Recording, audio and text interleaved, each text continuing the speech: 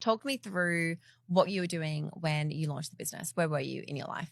So I just moved to LA from London, 2022. Me and my husband moved together for his job. I want to do something for myself.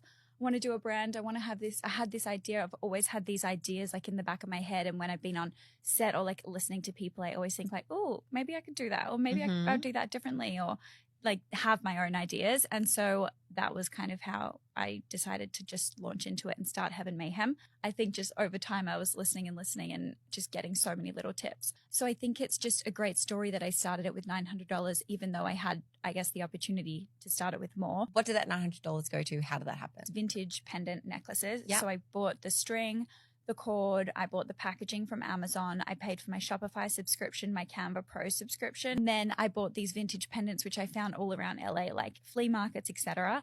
And I launched my first 15 pendants. Once I'd sold those, I used that money to buy more and more and more. Once I had a little bit more capital, then I went overseas and placed POs. Tiny, like just placing 100 units. I had enough to place a PO for earrings, which I wanted to release 12 styles. And a lot of people's advice was like, just copy the Summer Fridays model, just launch with one. But something about me is like, when I get really excited, I'm just like obsessed with the product. I sent a necklace to Matilda Jeff. She loved it. She posted it, had like this little bit of traction. The earrings launched right before Coachella time, and I was gifting it to a couple of girls that were in town. And what made you decide to launch watches? I just get this feeling, like I said, the night before Christmas, I'm like so excited, can't explain it. Knew that we had to do this product. We unveiled the watch on the same day as WWD, which was amazing because it just kind of created this really cool hype around the brand.